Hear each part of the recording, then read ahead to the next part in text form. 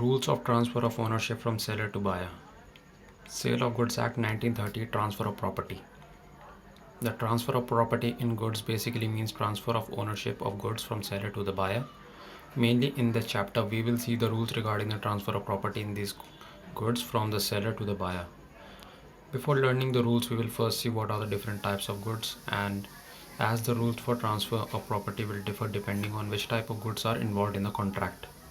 Classification of goods. Existing goods in this is the further divided into three types mentioned below: specific goods, ascertained goods, unascertained goods, future goods, and contingent goods. First we got here is specific goods. These are goods which are separately identified and agreed upon the time of sale. Example, you want to buy Good Day biscuit and went to the shop, paid for it and taken the delivery. So here Good Day biscuit will be the called specific good, as you bought specifically this brand's biscuit. A certain group. A certain group. In this we can define it as these are those goods which are separately identified and agreed after sale transaction.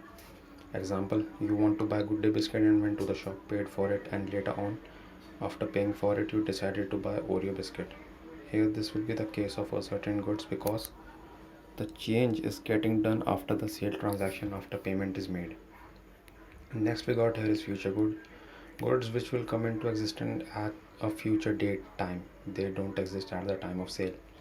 Example, A goes to buy bike on 11th April 2020 at the showroom and made payment, but A was promised the delivery of bike on 15th May due to its unavailability right now. So there's a good will be in existence in future. It will be called future good and there will be an agreement to sell. Next we got here is contingent goods. Those goods whose existence is dependent on the future, a certain event, contingent event. Rules. The ownership in goods is said to be transferred from seller to buyer at the time when the price weight measurement of goods is determined and the notice for the same is given by seller to the buyer. Where goods are delivered on approval basis. Rules.